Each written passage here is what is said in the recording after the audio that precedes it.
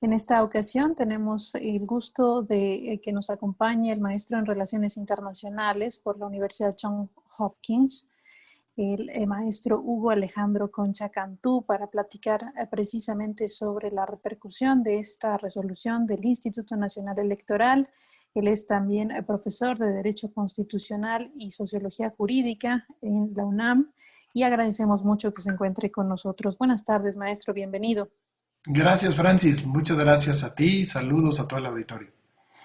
¿Cuál es la magnitud de lo que se resolvió ayer por parte del Instituto Nacional Electoral, el ratificar, mantener su determinación pese a toda esta controversia que se tiene en torno a las candidaturas de estos aspirantes de Morena en Guerrero y Michoacán? Sí, Francis. Pues yo creo que asistimos o escuchamos, la verdad, una de las más interesantes posturas institucionales a favor de la democracia. Vimos a un INE que, a pesar de la presión o las presiones a las cuales se le ha sometido, pues yo diría en el último año, ¿verdad? Porque no es nada más una cosa de estos días, ha mantenido su posición de garante de las reglas electorales, y ahora voy a explicar por qué lo digo así, de garante de cumplimiento de la legalidad electoral. Puede que las reglas electorales no nos gusten, puede que las reglas electorales nos parecen absurdas, repetitivas, complejas, desproporcionadas, como se ha alegado en este caso en particular, pero el Instituto Nacional Electoral no es legislador. El Instituto Nacional Electoral está para cumplir la legalidad. Y el Instituto Nacional Electoral lo que ha hecho en este caso en particular, y desde su primera sesión, donde había originalmente cancelado montones de candidaturas por no informar respecto a los gastos de las precampañas de los candidatos y candidatas, pues no fue otra cosa sino cumplir con lo que la ley le establece. A mí me llamó siempre mucho la atención que el INE cumple estrictamente con la legalidad que tiene que hacer, como lo tiene que hacer. No es un órgano jurisdiccional con facultades de interpretación, como sí lo es la Sala Superior del Tribunal Electoral, y sin embargo hace su papel de manera espléndida este INE.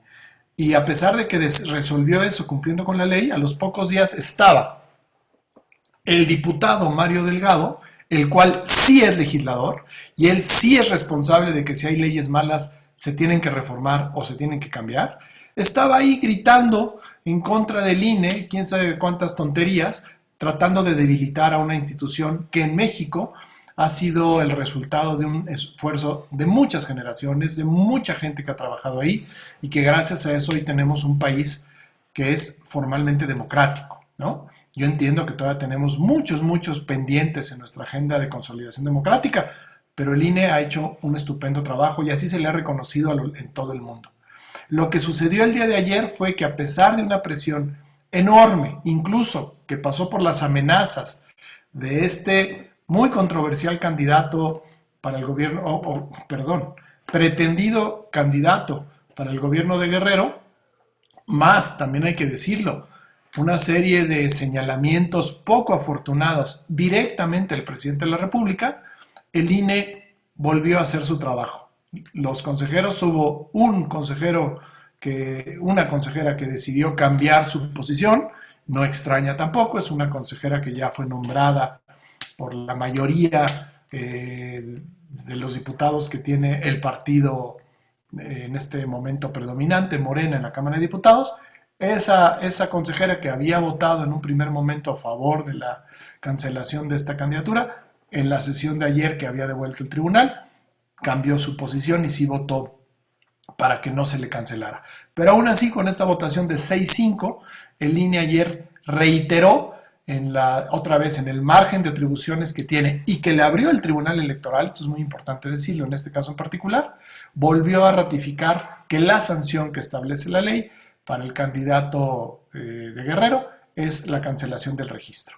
¿Por qué digo esto? Porque este asunto había ido a dar al tribunal. El INE ya había resuelto que, de acuerdo con la ley, se cancelaba la candidatura o se cancelaban varias candidaturas. Se impugnó este acuerdo y fue a dar al Tribunal Electoral, a la Sala Superior. Y la Sala Superior, en una resolución muy extraña la mera verdad, que no dice sí ni no dice no, sino todo lo contrario. Dijo que efectivamente había una violación, dijo que efectivamente el INE había cumplido con su trabajo, pero dijo que no estaba satisfecho con la forma de gradualidad en las sanciones hacia a las personas que incumplían con los informes de precampaña. Y entonces le ordenó al INE reponer otra vez, volver a discutir el tema, dándole una serie de elementos para que considerara si se podía de otra manera sancionar al candidato. El INE volvió a sesionar, vieron que no había lugar para un cambio y reiteraron su posición. Eso fue lo que vimos ayer, pero te digo, en un contexto político sumamente difícil y que sin lugar a dudas esto va a traer todavía secuelas y consecuencias de muchos tipos. ¿Estamos nada más hablando del tema legal aquí? Yo creo que no, yo creo que sí hay todo un proyecto político que intenta por distintas maneras, y a veces no las más afortunadas, hacer presión para que las decisiones que se van tomando pues sean las que le conviene, y si no, pues se hacen muchas cosas, ¿no? A mí me parece que sí llegamos a excesos terribles cuando este señor Salgado Macedonio amenaza a los consejeros que habían votado de cierta manera, cometiendo un delito de acuerdo con el Código Penal de la Ciudad de México, y por supuesto no escuchamos a ninguna autoridad diciendo nada, ¿verdad? Estamos en esa difícil situación, pero creo que hay que estar satisfechos. El INE no nos ha fallado, el INE está haciendo su trabajo. En este sentido, maestro, este podría ser el escenario de los comicios de 2021, una vez que el Instituto Nacional Electoral pues prácticamente está en el centro de esta descalificación en todos los niveles, desde el presidente. Usted mencionaba la desafortunada declaración del mandatario en torno a que señaló que es un atentado a la democracia este retiro de la candidatura, pero digamos, ¿podría ser esta la antesala de lo que estaríamos viendo en torno a las elecciones de 2021?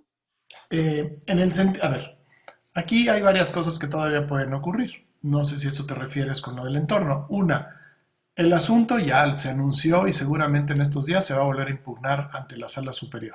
Cada resolución que toma el Consejo General tiene la posibilidad de ser impugnada ante la Sala Superior del Tribunal Electoral. Entonces este asunto, así como se le regresaron al INE, ya se le volvió a regresar al Tribunal Electoral, el cual no quiso cargar con la responsabilidad. A mí me da la impresión que vio bastante clara la resolución del INE, pero como tiene muchas presiones encima, por no decir ninguna otra cosa, decidió regresarlo. No quiso cargar tampoco con la pelotita de ser ellos los que decían que una violación tan flagrante era correcta, y por eso arguyeron esta salida tan rara, tan poco convincente. Pero ahora el asunto regresa al Tribunal Electoral y ya no hay margen para que el Tribunal Electoral pues, vuelva a hacer algo como lo que hizo. Entonces el Tribunal Electoral va a tener que resolver en plenitud de derecho, en plenitud jurisdiccional, y va a tener que decir cuál es finalmente la decisión que se toma.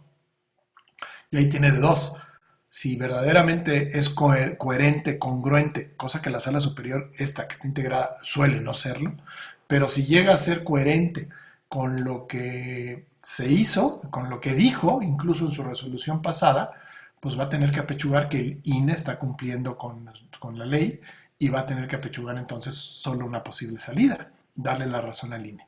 Pero eso, la verdad, Francis, jurídicamente, aunque yo creo que es lo correcto, no creo que es lo que va a ocurrir.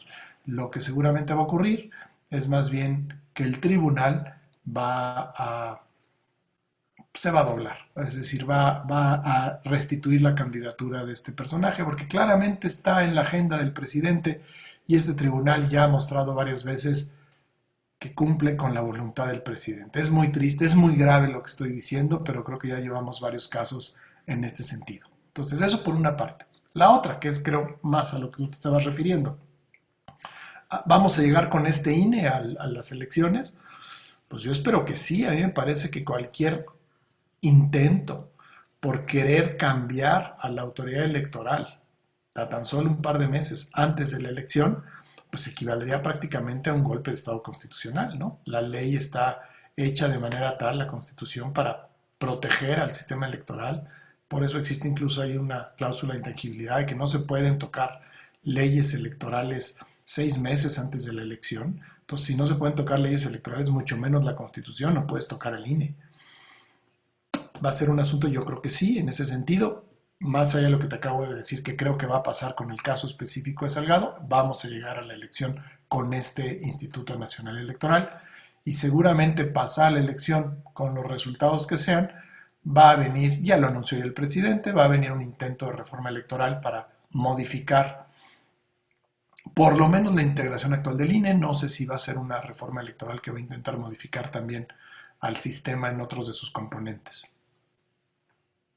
Pues le agradecemos muchísimo, maestro Hugo Alejandro, la posibilidad de conversar con la Agencia Central de Noticias y pues esclarecer un poco el alcance de esta resolución y eventualmente seguir conversando en otra futura ocasión sobre lo que resta todavía en este espinoso proceso electoral 2021. Le agradecemos muchísimo, maestro. Gracias a ti, Francis. Por supuesto, cuenta conmigo cuando yo sea de alguna utilidad. Muchas gracias. Gracias al maestro Hugo Alejandro Concha Cantú. Él es profesor de Derecho Constitucional y Sociología Jurídica en la UNAM, también licenciado en Derecho por la UNAM y maestro en Relaciones Internacionales aquí en la Agencia Central de Noticias. Agencia Central de Noticias, Periodismo Multimedia.